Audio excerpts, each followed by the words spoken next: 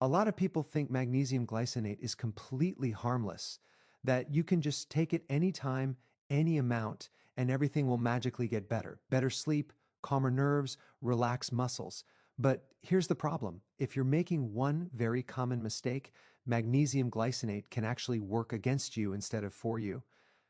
Magnesium glycinate is magnesium bound to glycine. Glycine is a calming amino acid.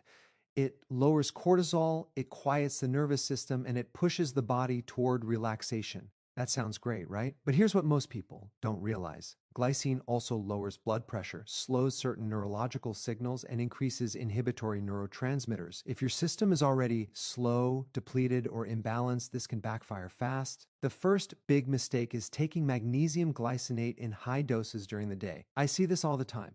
Someone feels stressed or tired, so they take 400, 600, even 800 milligrams in the morning or early afternoon. Then they wonder why they feel dizzy, unmotivated, foggy, weak, or emotionally flat. That's not relaxation, that's oversuppression of the nervous system. You're basically putting the brakes on when your body already needs gas. Another major mistake is taking magnesium glycinate when you already have low blood pressure. Magnesium relaxes blood vessels. Glycine relaxes the nervous system. Combine those two and blood pressure can drop too far. That can show up as lightheadedness when standing, cold hands and feet, blurred thinking, or a sudden wave of fatigue. People often blame stress or age when it's actually the supplement. Here's another one most people completely miss. If you're low in sodium or potassium, magnesium glycinate can make symptoms worse. Magnesium doesn't work alone. It interacts with other electrolytes. If you're doing low carb, fasting, keto, or drinking tons of water without minerals, magnesium can push electrolyte imbalance even further. That's when you get muscle weakness, heart palpitations, anxiety, or a strange wired but tired feeling. Some people make the mistake of taking magnesium glycinate for anxiety when the anxiety is actually coming from low blood sugar. Magnesium can blunt adrenaline. That sounds helpful, but if your blood sugar is unstable, your body relies on adrenaline to keep you functional. When you suppress that signal without fixing the blood sugar problem, you feel shaky, spacey, and mentally disconnected. There's also the issue of gut function. Magnesium glycinate is usually gentle, but if you have low stomach acid, poor protein digestion, or gut inflammation, glycine can ferment and cause bloating, nausea, or discomfort. The people assume it's detox or adjustment. It's not. It's poor digestion. And here's a big one. Taking magnesium glycinate alongside certain medications or supplements that already depress the nervous system. Sleep meds, antidepressants, beta blockers, alcohol, even high-dose melatonin. You stack all of that together, and magnesium glycinate becomes the tipping point. Suddenly, you're excessively drowsy, mentally dull, or emotionally numb. The truth is magnesium glycinate is not a more is better supplement. It's a precision tool. It works best at the right time, in the right dose, in the right person. If you ignore context, blood pressure, electrolytes, blood sugar, nervous system tone, you're guessing, and guessing with your nervous system is never a good idea. If magnesium glycinate makes you feel worse instead of better, that's not random, that's feedback, and your body is telling you something very specific. Magnesium glycinate can overcalm the nervous system, especially when taken in high doses or at the wrong time of day, and this is something many people completely overlook. Magnesium itself is a natural relaxant. It blocks excessive calcium from entering nerve cells, which slows down nerve firing and reduces stimulation. Glycine, the amino acid it's bound to, adds another layer of calming by increasing inhibitory neurotransmitters in the brain. When these two are combined, the effect on the nervous system can be very powerful. This becomes a problem when the body doesn't actually need that level of calming. If your nervous system is already running slow due to fatigue, adrenal exhaustion, low thyroid activity, or chronic undereating, magnesium glycinate can push it into an oversuppressed state.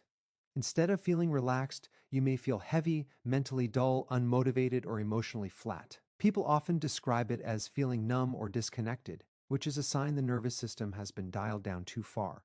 Timing plays a huge role. Magnesium glycinate taken in the morning or early afternoon can interfere with alertness, focus, and reaction time. The brain needs a certain amount of stimulation during the day to function optimally. When you artificially increase inhibitory signals too early, it's like pressing the brake pedal while still trying to drive forward.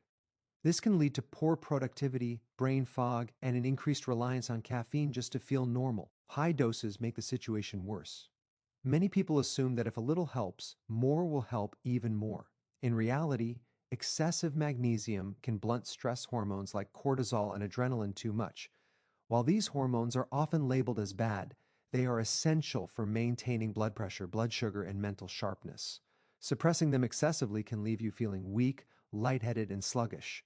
Overcalming the nervous system can also disrupt sleep patterns in a subtle way. While magnesium glycinate is often used to improve sleep, taking too much can reduce sleep drive, leading to grogginess at night or difficulty transitioning into deep sleep.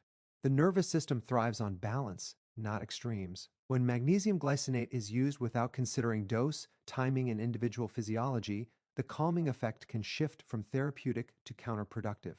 Magnesium glycinate can worsen electrolyte imbalances if sodium or potassium levels are already low, which is especially common in people who fast, follow low carb, or ketogen. Icy diets or drink large amounts of plain water without minerals. Electrolytes work as a team. Magnesium does not function in isolation. It directly interacts with sodium, potassium, and calcium to regulate nerve signals, muscle contraction, heart rhythm, and fluid balance. When one of these is out of range, adding more magnesium can shift the balance even further in the wrong direction. Sodium and potassium are primary drivers of electrical activity in the body. Sodium helps maintain blood volume and blood pressure, while potassium is essential for muscle strength and proper heart function. Magnesium's role is to calm and regulate these signals. When sodium or potassium are already low, magnesium's calming effect can become excessive. Instead of stabilizing the system, it dampens nerve firing even more, leading to weakness, fatigue, dizziness, and poor mental clarity. Fasting and low-carb diets cause the kidneys to excrete more sodium and water. As sodium drops, potassium often follows. Many people don't replace these minerals adequately, assuming that magnesium alone will prevent cramps or fatigue. In reality, magnesium can make symptoms worse by further reducing nerve excitability. This is when people experience heart palpitations, shaky muscles, shortness of breath, or a strange internal anxiety that doesn't feel emotional but physical. Another issue is fluid balance. Low sodium reduces blood volume, magnesium relaxes blood vessels. Together, this can cause blood pressure to drop too low, especially when standing up quickly. That sudden lightheadedness or head rush is often misinterpreted as dehydration or stress, when it's actually an electrolyte imbalance amplified by magnesium. Potassium deficiency adds another layer. Potassium is needed to move glucose into cells and to reset muscle and nerve signals. Without enough potassium, magnesium's calming influence can slow cellular energy production. This creates a paradoxical effect where people feel tired yet wired, weak yet restless. When magnesium glycinate is taken without addressing sodium and potassium intake, the body's electrical system becomes unstable. The issue is not magnesium itself, but using it out of context. Electrolytes must be balanced together for magnesium to be supportive rather than disruptive.